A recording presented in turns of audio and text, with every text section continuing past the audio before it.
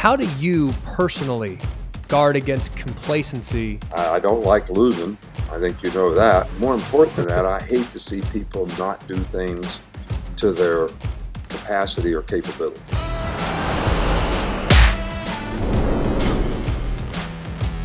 Hello, welcome to episode 3 of Always College Football. Today's Monday, July 11th, and I'm Greg McElroy.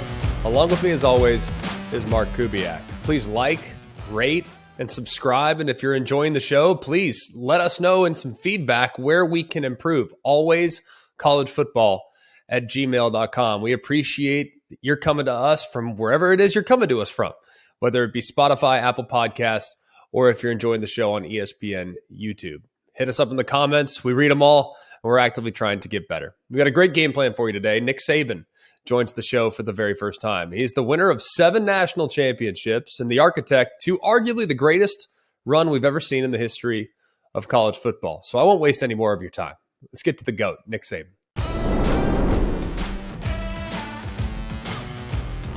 He's the head coach of the Alabama Crimson Tide, and in my opinion, and albeit it might be a biased one, I'm not sure it's close. I think he's the greatest head football coach in the history of college football.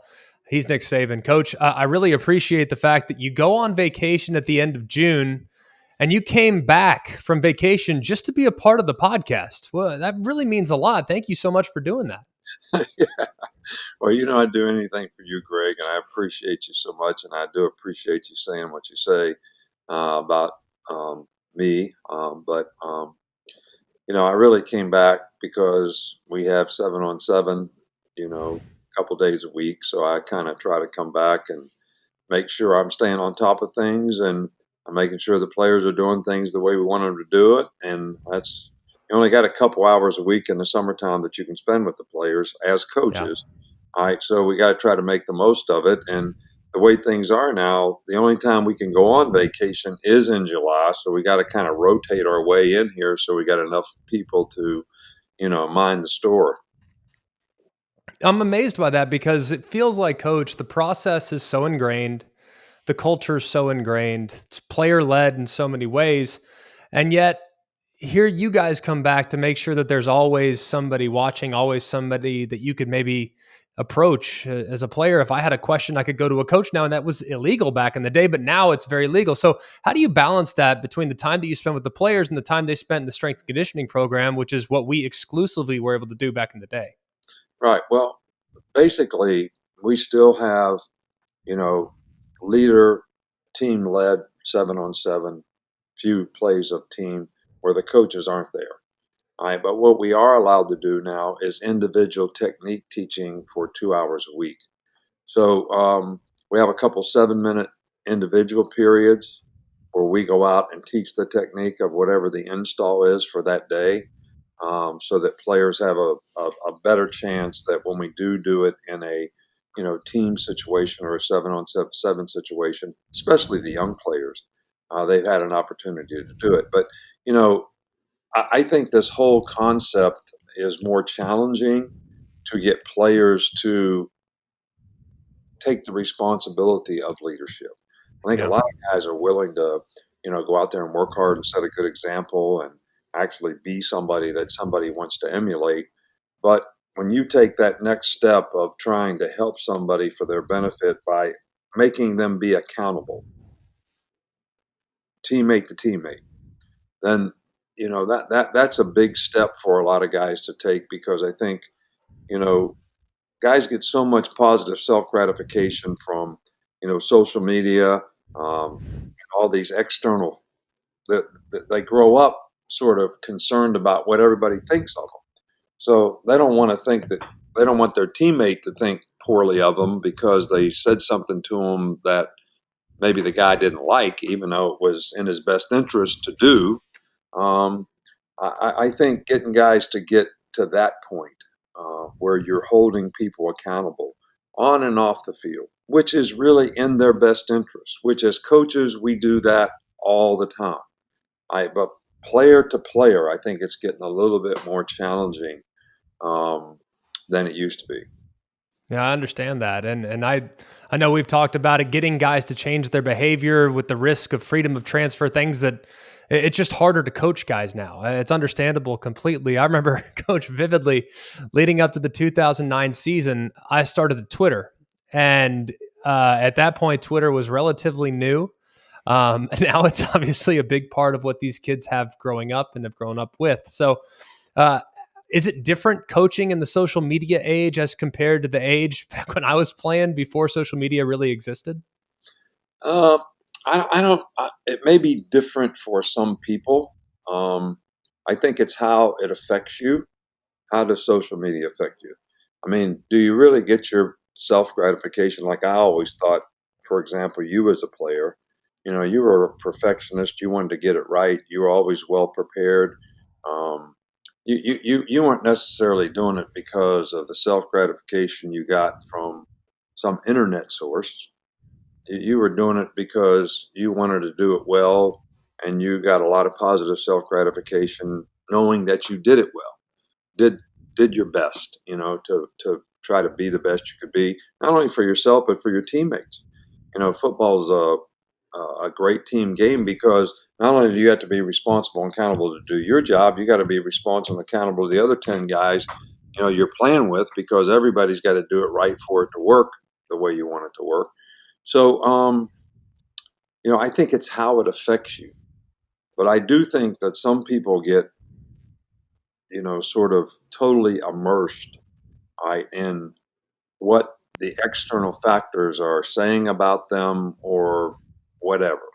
And I think then all of a sudden you start to do things to please those factors rather than to please yourself. And then I don't think you can get the same kind of self gratification for that. That's just my opinion, but and some guys handle social media great, doesn't affect them at all. But there's some guys that I don't know if they're a little bit addicted to what other people, the feedback that they get, and that becomes their motivation. And I think that's a little bit of a slippery slope.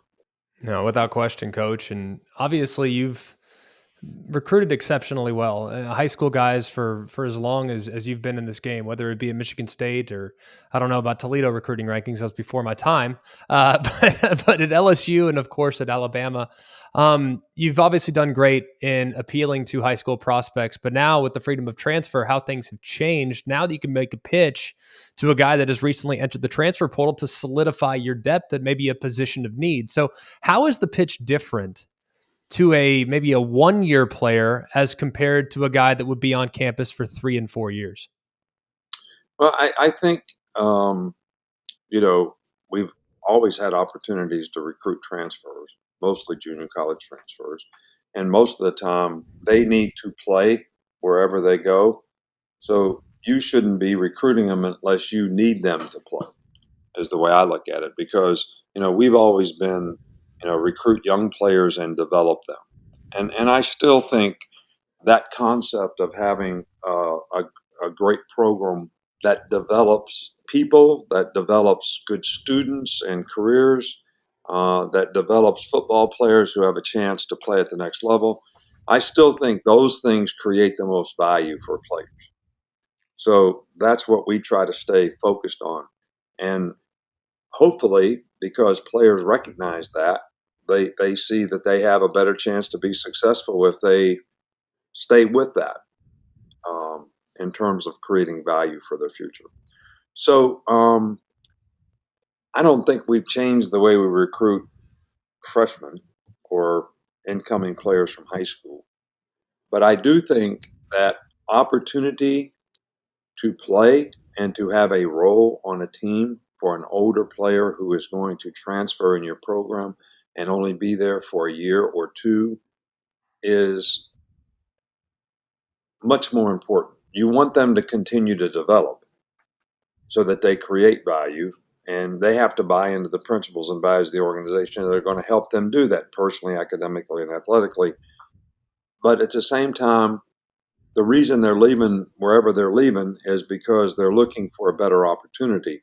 So therefore, you have to have an opportunity. There has to be a fit, or you're going to get guys that are not going to be happy when they get here because they're not going to have a role, the very role that they were looking for.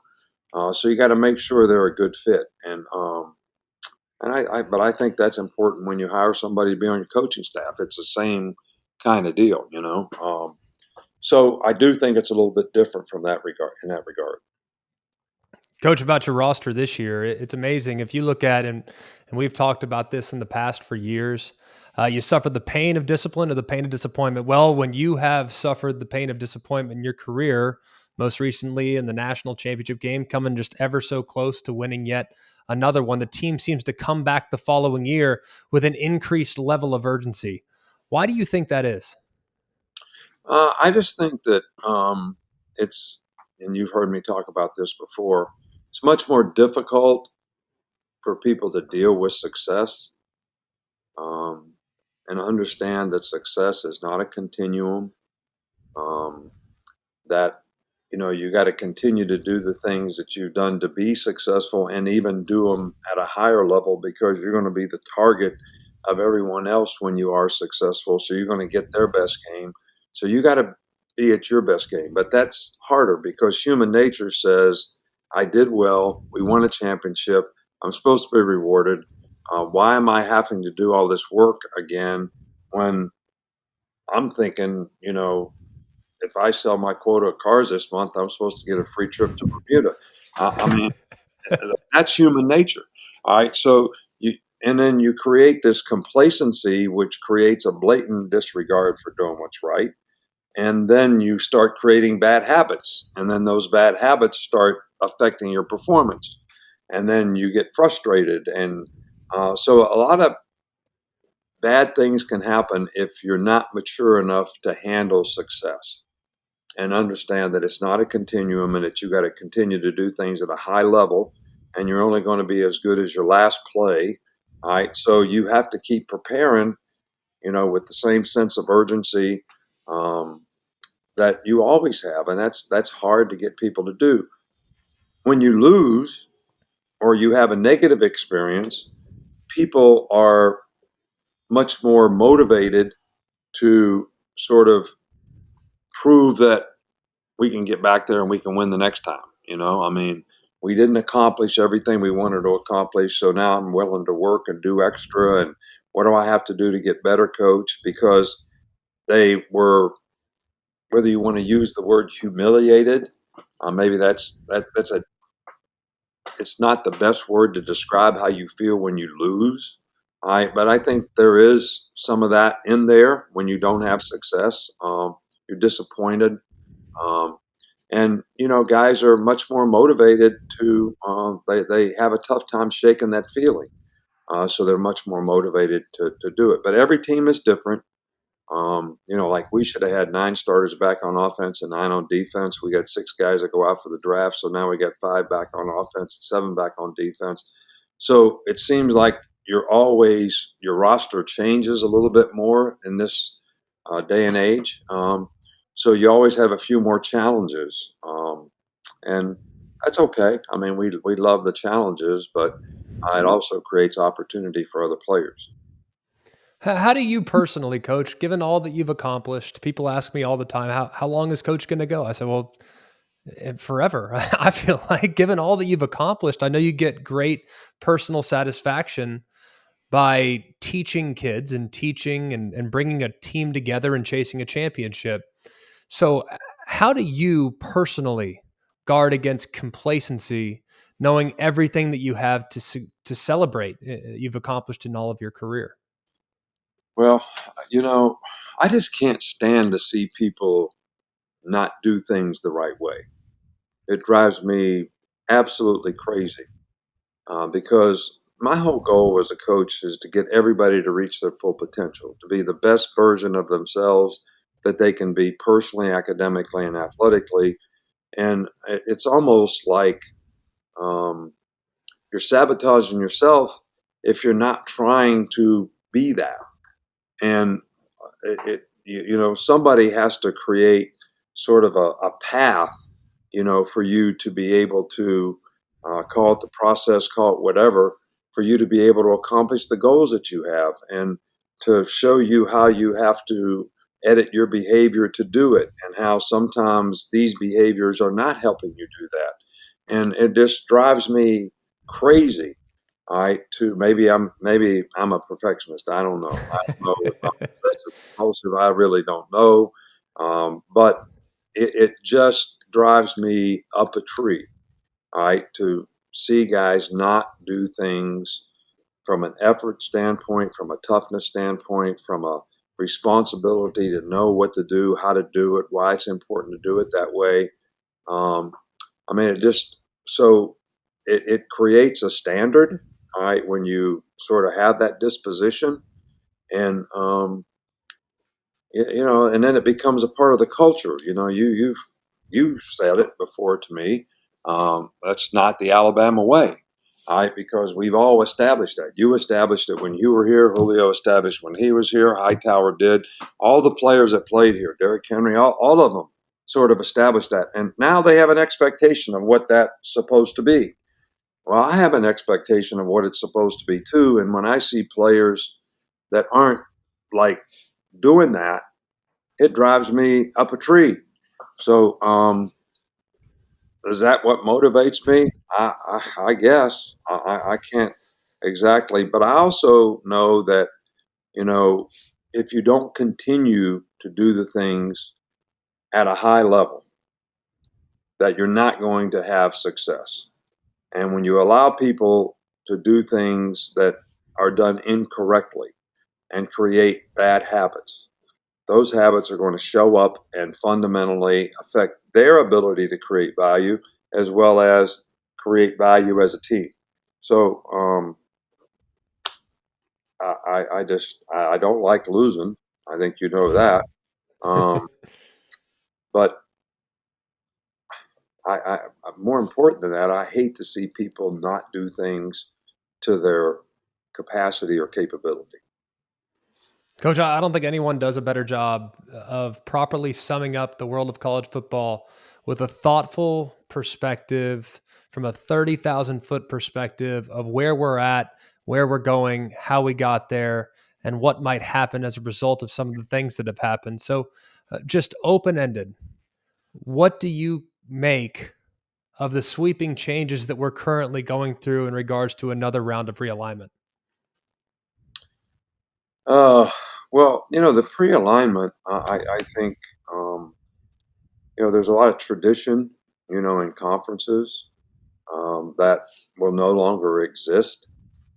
And I think we've gone through that to some degree in the past. The Oklahoma-Nebraska game used to be a big game, and they've not been in the same conference for quite some time now and quit playing each other. So that's something. But I think we're going to deal with it in a greater capacity than ever before, because I think mega conferences are probably here to stay. Um, and market share, there's a lot of that involved in why are we doing what we're doing. Um, I, my biggest concern is competitive balance. The NFL, which I was involved in for 8 years, every rule that they have is to create competitive balance. And if they could have every team go 8-8, all right, so at the end of the season, every team was playing their last game to get in the playoffs, they would be ecstatic, all right, because how much fan interest does that create? How much TV ratings and all the things that go into all these things um, does that create? We don't have any guardrails on what we're doing right now. All right, so we have no restrictions on who can do what. Some people are going to be capable of doing certain things. Other people are not going to be capable. But the bottom line is we'll lose competitive balance, which everything we've always done in college football is to maintain competitive balance. Same scholarship. Everybody had to play by the same rules, and whether it was recruiting or whatever. All right. So right now, that's not how it is. All right. So if that's the case, you're going to create more haves and more have-nots. Therefore, there'll be less good games. One of my biggest concerns about college football is attendance has like gradually fallen off. And I think one of the reasons for that is the quality of games. I mean, we probably play 3 or 4 games every year. Our fans don't really care about coming to see. Well, I don't really want to play any games that our fans don't want to come and see. But based on how the culture of college football is set up, largely because of bowl games and eligibility for bowl games as the result of this, nobody wants to play more games. They want to play games and make sure they can win 6 so they can go to a bowl game.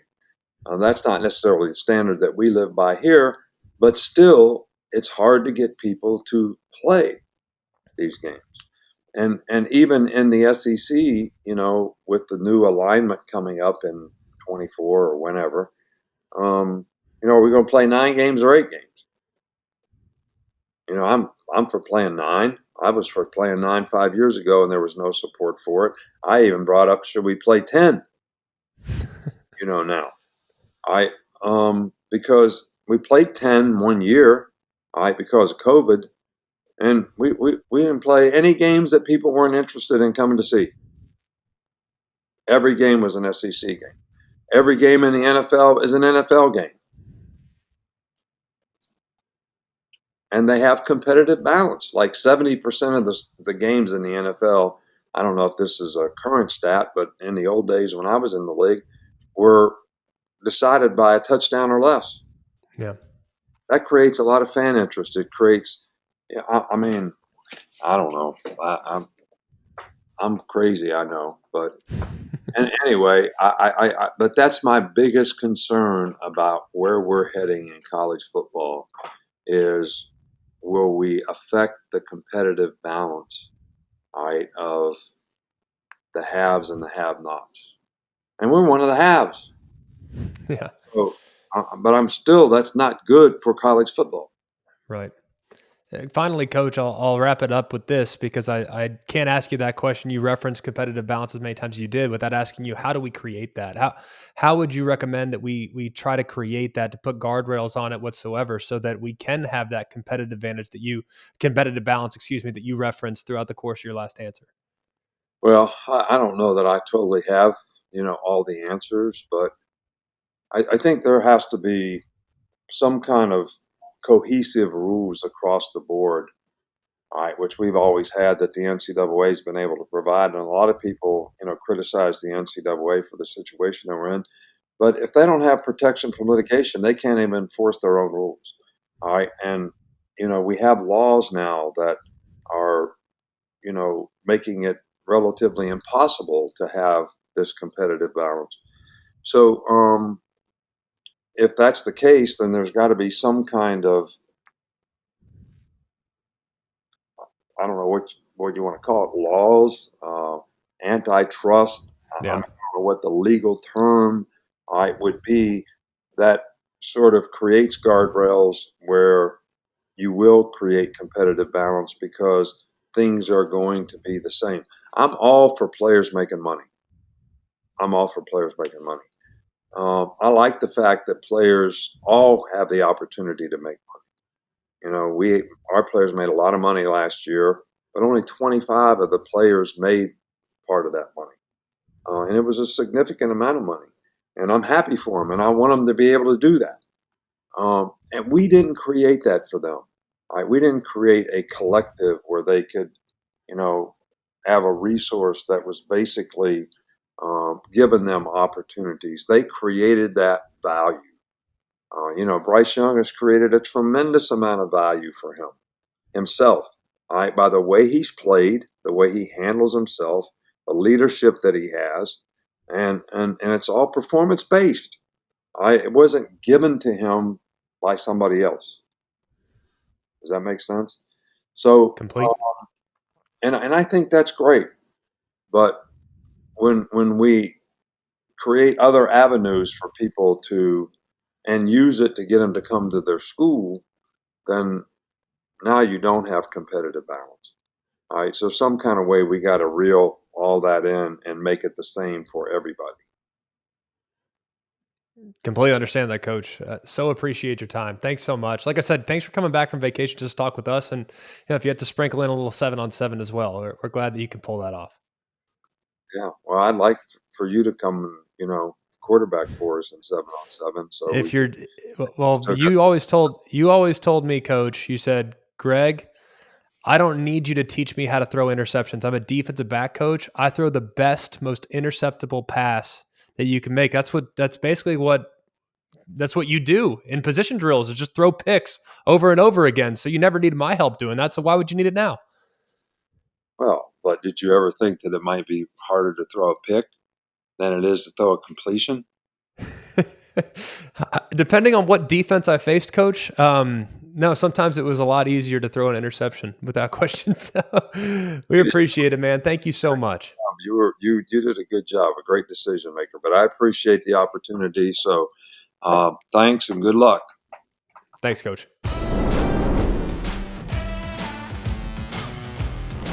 What a great visit with my head coach, Nick Saban. As you can see, the quarterback, head coach, the defensive-minded head coach especially, we occasionally took a couple jabs at each other, but always well-intentioned, always fun.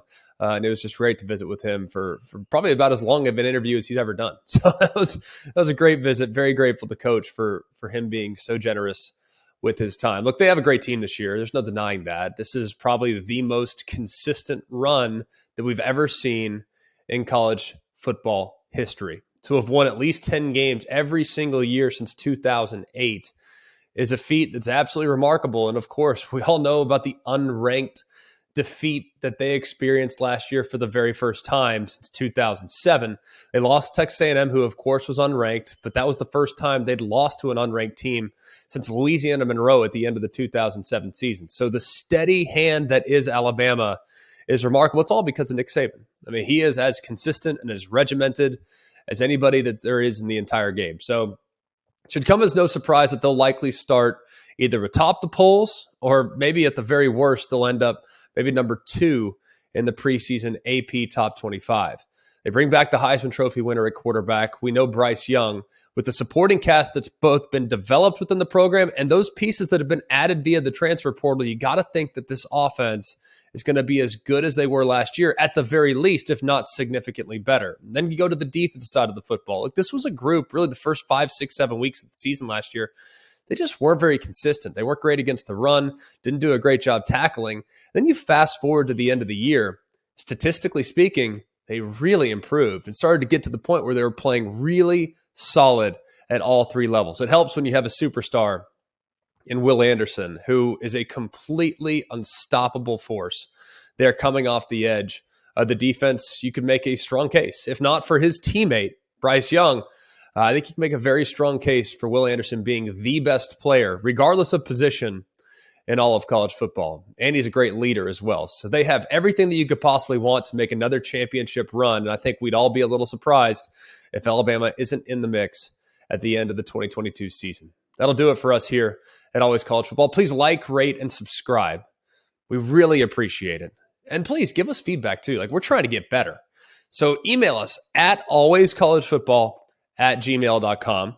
If you're watching us on the ESPN YouTube channel, hit us up in the comments. We read those. We try to get better off those comments, and we really appreciate the constant feedback that you guys have been able to provide. You can also hit us up on Twitter at alwayscfb. For Mark Kubiak, I'm Greg McElroy. Hope you guys have a wonderful day. And remember, it's always college football.